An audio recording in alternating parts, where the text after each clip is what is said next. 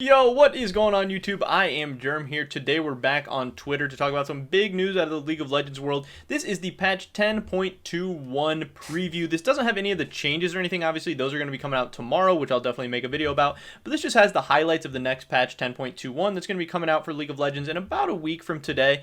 It just shows all the champions, runes, and everything that's going to be getting buff, nerf, what they're thinking, why they're doing it.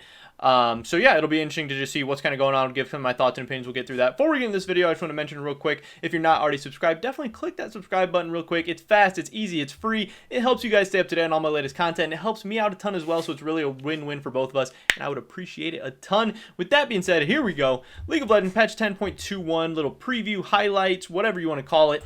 First up, we have the systems. This is going to be a Nimbus Cloak nerf, I'm assuming. It doesn't say that, it just says systems.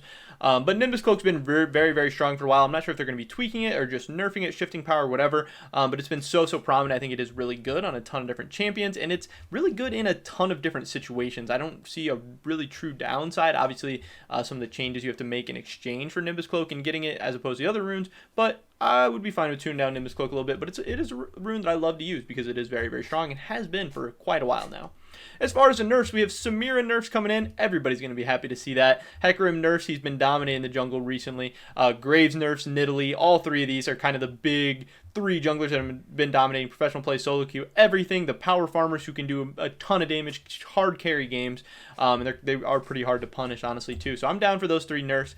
Camille's getting a nerf. She is very frustrating to play against. She scales into an absolute monster and has a decent lane phase. So if you accidentally fall behind a little bit, she's just going to be one-shotting your whole team and your towers the whole game. Camille with a sheen in the late game is absolutely disgusting. Her empowered Q damage is crazy. I'm down to see some nerfs. She's not that fun to play against. And then finally, Pantheon support. They said they're going to be shifting away from Pantheon support and trying to get him back as a solo laner. I'm down for that. I kind of miss the old days of Pantheon top lane. I think Pantheon mid lane is very cheese, very frustrating to play against, and very dominant against a lot of mid laners, so I'm not really too excited for that. But Pantheon support's been kind of a cheesy pick for a while now, and I assume not really how they ever intended it to work out. So that's kind of interesting. And then in the buffs, I'm seeing a ton of old school champions here. Corki, Trundle, Lee Sin, Karma, Udyr. That's interesting. So Corki, we got some buffs coming in for him.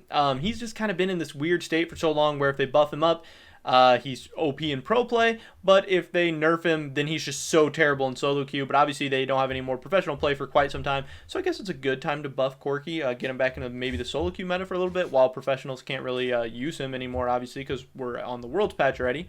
Aphelios. Nobody's ever excited to see Aphelios buffs, but he's been kind of kicked down for a while, so maybe it's time to bring him back a little bit. Trundle Buffs, we just kind of went through a meta where Trundle was really disgusting, so I'm surprised they're trying to buff him up so soon. Lee Sin, everybody's favorite jungler, getting some buffs. I'm sure people will be really excited about that one. Karma buffs, those are never really fun. It seems like whenever you start to buff her, she becomes OP in support and then starts finding her way into the solo lanes too. Karma top, tank, all that stuff. Get that away from me. And then finally, Udyr Buffs, who also, I'm not really excited about that. I think Udyr's kind of a lame champion, kind of annoying, and I don't know, I'm not too excited about that. But I think Aphelios, Trundle, Lee Sin, those are some cool buffs. That'll be interesting to see. I'm really like a lot of these nerfs. I think overall this is going to be a good patch, but obviously with any of these nerfs, buffs, whatever, I can't really give my judgments until we see what these nerfs or buffs are. If some of these are massive buffs, maybe I'd love it or hate it more or less. If it's just a minor nerf, you know, sometimes they give +5 movement speed to somebody, and you can't ever be too upset about that. But again, those full changes are going to be coming out tomorrow, and we'll talk about that when that happens. But this looks like it should be a good patch. We're winding down to the end of the season. We only got a couple patches left, only a couple weeks left to start climbing up the ranks, gaining all the LP you can. So I wish you guys the best of luck.